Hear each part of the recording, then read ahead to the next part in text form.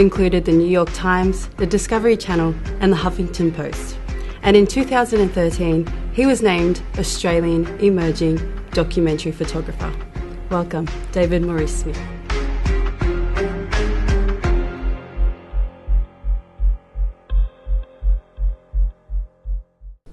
If the eyes are mirrors of the soul, what would we see in yours? That's a tough one. What would you see? Value. Yeah. So you've recently come off a plane. Where were you and what were you doing? Just returned from Jordan in the Middle East. I was working on a story on the Syrian refugee crisis. It's the largest refugee diaspora in the last 20 years, and I found the situation really interesting as far as the changes that are happening in the countries around Syria that are taking these people in, and so I had the opportunity to go and just kind of went for it. Do you think that photography can make the world a better place? That's an interesting debate, and I personally do. I mean, if nothing else, I know it makes my world a better place. I don't set out to change the world with what I do. I think it's more, again, personally, it's things that I think are meaningful and relevant, and sometimes people agree and sometimes they don't.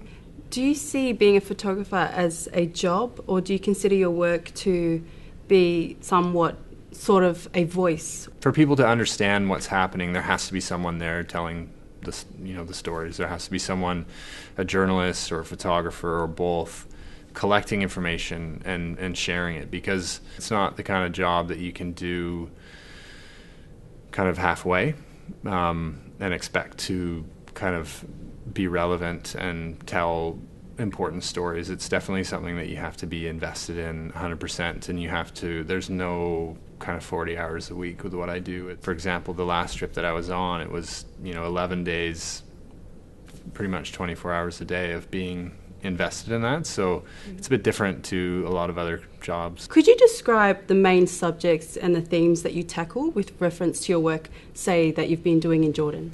I find the notion that a lot of people around the world are living in places foreign to their native countries, not by choice. Very interesting. I think it's so it's displacement for me, and the work I'm doing is about looking at not only the people that have been displaced both internally and externally, but also how that is kind of directing the growth and the change of the communities that they're living in. Does the single frame, in your opinion, still have the power to move us? It certainly does. I mean, I think the challenge is just the viewer fatigue, because people are used to just rifling through stuff and looking at it quickly, and their attention spans have shortened. So the power of the image itself, I don't think has changed. How people look at images has changed, so you have to take that into consideration. There's the ability to get work out there is there, I think, regardless of what it is that you're shooting or where. Getting it out there and getting paid for it, that's different. There's definitely a pull to kind of what's hot and what's not. For example, if it's a humanitarian crisis, if you're not there kind of initially, then the interest from publications falls off quite quickly. What would be your most memorable picture, documentary moment? Sometimes the actual photographs that you come back with are there's so much that's happened before to get that the photograph is kind of the pinnacle of it, but it's all the other things going along with it.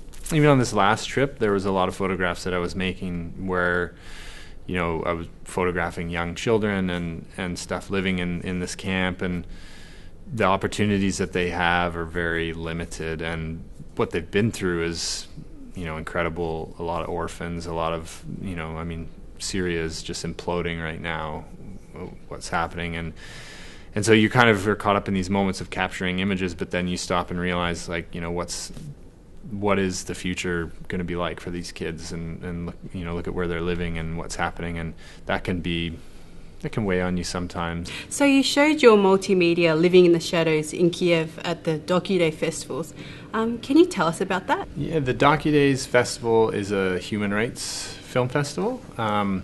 So I entered the piece in several different festivals in different parts of the world, and that was one of the ones that got accepted in. And it was received really well. It was definitely a different type of film than a lot of the others because it was multimedia. It was the only multimedia piece shown at the festival. So I think people enjoyed, that experience. It was a good fit. It was a human rights film festival, so a lot of people were really open to that content and hearing that story.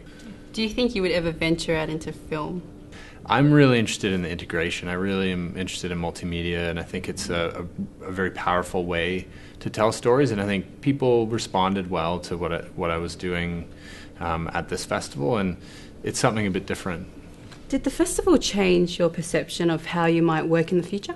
It did. I'm not about to kind of run out and start calling myself a filmmaker. I'm still a photographer, but saying that, I would definitely like to continue to kind of integrate motion into some of the bigger projects that I'm doing, because I think it creates strong, storytelling to integrate audio, stills, and motion together. And so I would like to continue to work on that and continue submitting work to film festivals. What was the process that you went through in order to produce those photos? I initially went to Kenya about 4 years ago with a friend who was doing some work in the community. She's a psychologist, and so I became interested in the town and the people there, and being there for special occasions, and you become a small part of their community. And I think that's been the most important thing with that work is just investing the time and energy into actually getting to know people in their community, and that opens up opportunities and opens up doors, and it also gives you the time to reflect on the work that you've done and see what's missing and how you need to advance it. Looking into the future, what are your plans, long-term goals or projects? I have a lot of projects that are kind of, floating around in the ether that I want to realize, but I'm definitely keen to continue working on the Syrian refugee crisis and just a bigger project in general about displacement and looking at different places around the world where people have been displaced, and relating that to, in Australia, where we have a lot of people living here who originally came here as displaced people, and trying to kind of tie that all together. Yeah, just keep pushing, keep working hard, keep busy. Keep taking more pictures. Keep taking pictures. No one's going to do it for you. Thank you so much, David Maurice Smith.